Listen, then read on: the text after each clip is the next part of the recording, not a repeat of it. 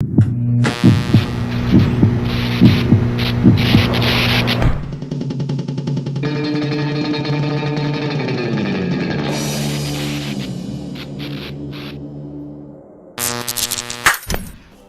I'm Taylor and welcome to Pulse Geelong. On tonight's show, Bjorn visits the Lighthouse Olive Mill, we see some prominent cyclists who are Freemasons, Bethany meets some amazing surfers, Brad takes us on his Everest Base Camp adventure, and Amber Joy Poulton and her band performs in the studio. First up, here's Sally at the Otway Fly. Just over an hour and a half from Geelong, near the town of Beach Forest in the Otways, you'll find this fantastic tourist attraction, the Otway Fly Treetop Walk. And joining me is Daniel Cade, General Manager of the walk. Daniel, tell us a little bit about the Otway Fly. We are a 600 metre long tourist attraction that spans the treetops here in the Otway Ranges. We've been open for just over 10 years, and in the last 3 years we've added the zipline tour. And the treetop walk itself, obviously we're high up off the ground here. Approximately how high is the walk? 24 metres, 47 to the top of the tower.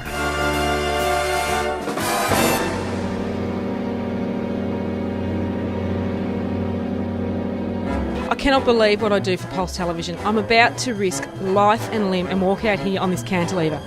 Absolutely nothing holding it up apart from two, at this point in time, fair to say, bits of cotton.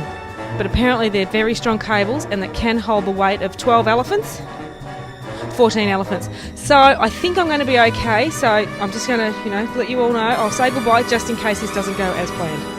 So Daniel, we're on the cantilever, which is another one of the attractions here at the Otway Fly. Just explain to us how the cantilever works. Well, it's not supported from underneath, so it basically hangs out over the forest floor and can support the weight of 14 elephants, so you're completely safe, but it does sway and move and bounce quite a bit. Okay, so I'm going to take your word for it that we are perfectly safe as we move forward to the cantilever. You'll be fine. Here we go. I'd just like to point out I'm very scared. Daniel, are you scared? No, not yet. Yet? This is one of the hardest parts of the walk for some people, just because they do know that it's not supported underneath. Do many people freeze with fear and have to be rescued from out at the end of the cantilever? I wouldn't say many people, but some people from time to time are frozen with fear. There possibly could be another one today.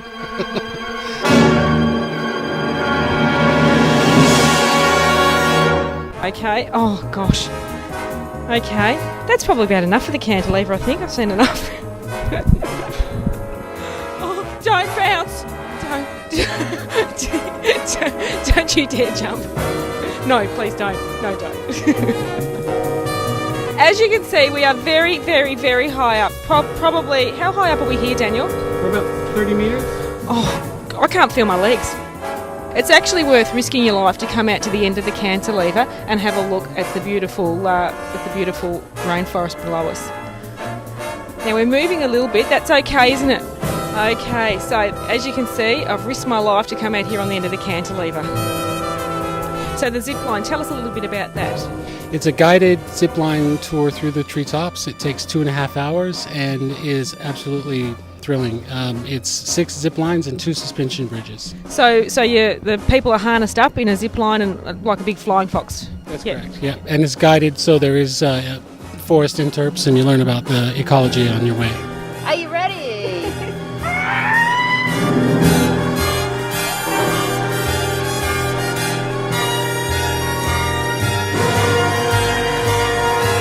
Zane, my cameraman, I want you to be totally honest. Have I got helmet hair?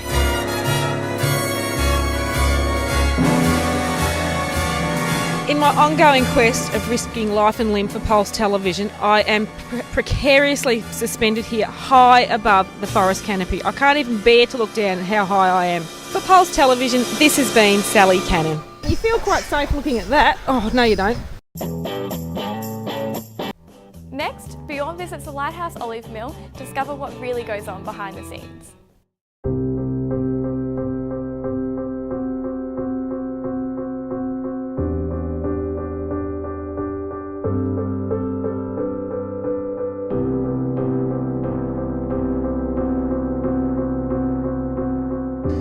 We're here with Rosie, who runs the shop, which is part of the Lighthouse Olive Grove here out on the Bellarine Peninsula. Rosie, how long have you been working here at the shop? Look, I think it's about 7 years. In that whole time, what sort of changes have you seen? I've seen a lot of changes. The first harvest was 2002. I came in 2006, so it was still fairly young then. Staff changes, ownership changes, plantings, all sorts of things. The Marcus Oldham Agricultural College in Geelong owns the olive grove, as I understand. Can you just tell me a little bit about that and how it came about? Yes, they were gifted the property a couple of years ago, so they're now running it, and I'm sure their input here will build, but they're happy for us to keep on making oil and running the shop.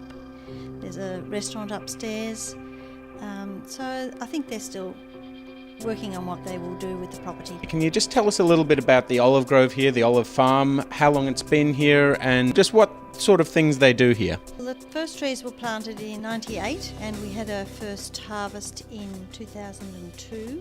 We've got 10,000 trees, so we've certainly got enough to cope. We mainly have oil trees for oil production, but we've also got a grove of Kalamata that we use for curing and selling pickled. Lighthouse olives they're very, very strong on sustainability and on doing things the natural way. As you mentioned before, nothing's irrigated, you rely a lot on the rain. Can you tell us more about that? Well, certainly in the harvest, the pulp from the olive goes out onto a truck, which is later mixed with cow manure, and that's all put back onto the trees. The water is recycled and goes back onto the trees or into the dams, so there's no waste at all. We've even kept the pip and used it as mulch.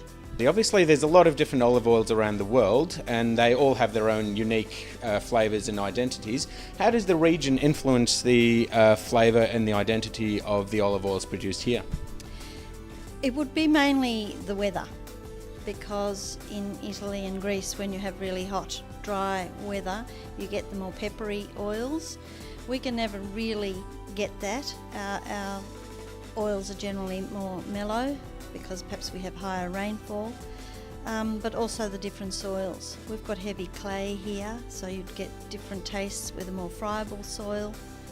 Different trees create a different taste, different weather and different soils. Excellent. Now, talking about taste, we've got a few little tasters set up here. I'd love to try a few of these. It depends, of course, what you've been eating. If you've just brushed your teeth. No, that's all right. No, I can definitely taste that grassy taste you mean. And yes, that's right. It's quite a nice flavour, that one. Well, that's a great sign for the future of olives in the Geelong region. Thank you very much, Rosie. You're welcome.